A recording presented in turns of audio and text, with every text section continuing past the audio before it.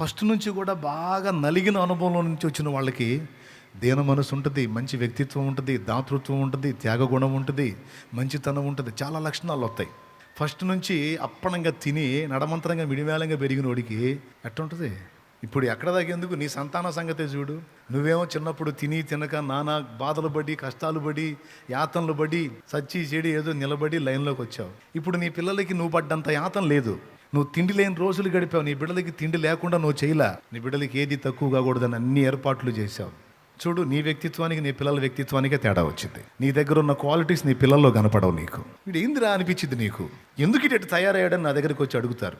అప్పుడు నేను దగ్గర బిల్లి చూస్తాను, నువ్వు పడ్డ అగచాట్లు వాడు బళ్ళ, అది కారణం అంట. వీడు ఎందుకు ఇట్లా తయారయ్యాడంటే నువ్వు పడ్డ బాధలు, నువ్వు పడ్డ అగచాట్లు నీ పిల్లలు పడలా, నువ్వు పన్నీలా, వాడికి నేర్పలా, అందుకే వాడు అట్ట తయారయ్యాడు. ఆయన రెండు చేతులు ఎత్తి మీద పెట్టుకుంటారు కొంతమంది. కరెక్ట్గా చెప్పావన్నా. నేను పడ్డ బాధలు నా బిడ్డ పడకూడదు, నేను పడ్డ కష్టాలు నా బిడ్డ పడకూడదు, వాడికి ఏది తక్కువ కాకూడదు, వాడికి ఏ నొప్పి తగలకూడదు, వాడికి అన్నీ కొప్పేయాలని కొప్పేసి ఈ దరిద్రుడు ఇట్లా తయారయ్యాడు. అక్షర సత్యం, నగ్న సత్యం అది. తెలివిగల తల్లిదండ్రులు ఏం చేస్తారంటే పిల్లలకి అన్నీ ఏది తక్కువ కాకుండా అన్నీ సమకూర్చాలి, మంచిదే ప్రేమ.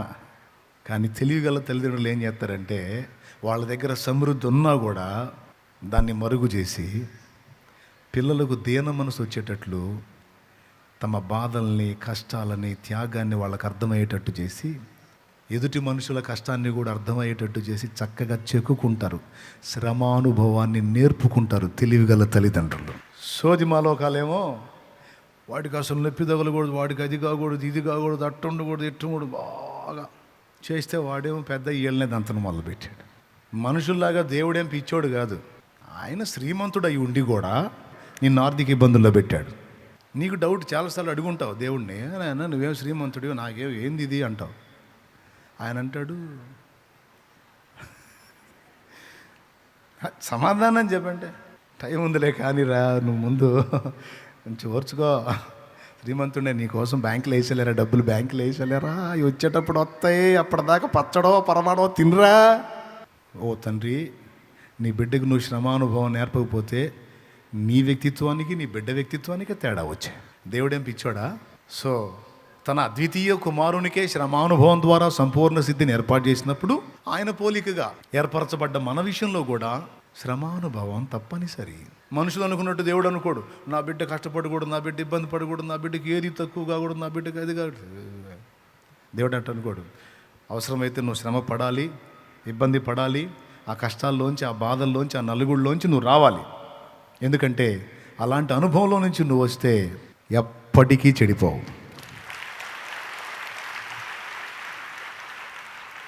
ఇప్పుడు ఇంకో విషయం చెబుతా. ఇప్పుడు దాకా చెప్పింది మనకి తప్పనిసరే కాదా? అవునా? డౌట్ లేదుగా, 100%. వ్యక్తిత్వాన్ని నిర్మాణం చేయటం కోసం తాత్కాలికంగా అవి అవసరమే కానీ పర్మనెంట్గా అవి ఉండాలని దేవుడు కోరుకోలేదు. భూమి మీద కూడా పర్మనెంట్గా అవి ఉండాలని కోరుకోలా. ఇది ఇప్పుడు ట్విస్ట్. మరేం కోరుకున్నాడంటే మనము నెమ్మదిగాను, సుఖముగాను, సంపూర్ణ గౌరవము కలిగిన వారిగాను ఉండాలని దేవుడు కోరుకున్నాడు. ఇప్పటిదాకా అగచాట్లు అవసరం అని చెప్పి, ఎందుకు అవసరం? వ్యక్తిత్వ నిర్మాణం కోసం అవసరం. ఇప్పుడు వాడు నీ వయసుకు వచ్చిన దాకా చిన్నప్పటి నుంచి వాడు కష్టసుఖాలు, శ్రమానుభవాలు అన్నీ పొందాలనుకుంటావు. నీ వయసుకు వచ్చిన తర్వాత వాడికి మంచి వ్యక్తిత్వం వచ్చిందాక ఇక వాడు సుఖంగా, హాయిగా, హ్యాపీగా ఉంటాడని నమ్మేస్తావు. అలా ఉండాలనే కోరుకుంటావు. అంతేగాని నా కుమారుడు వాడి బతుకంతా అగసాట్లు పడాలని కోరుకుంటావా? కొద్దిగా వాడు నేర్చుకునే దశలో ఉన్నప్పుడు వాడికి అనుభవాలు అవసరమని నువ్వే అప్పగిస్తావు. నేర్చుకోవటం అయిపోయిన తర్వాత ఇక నీ బిడ్డకి ఏ ఇబ్బంది కలగకూడదు, అన్ని విషయాల్లో వాడు క్షేమంగా ఉండాలని కోరుకుంటాం. యేసయ్య కూడా ఆయన వ్యక్తిత్వం మనలో రూపుదిద్దుకున్నదాకా ఈ శ్రమానుభవం కానీ టోటల్గా దేవుడు కోరుకుంటున్నదైతే మనం గౌరవనీయంగా ఉండాలని కోరుకున్నాడట. నేను చెప్పలా, తిమోతికి రాసిన పత్రికలో పరిశుద్ధాత్మ పూర్ణుడైన పౌలు చెప్పాడు. దేవుడే చెప్పించాడు, అది గ్రంథంగా చేసి మనకు పంపించాడు.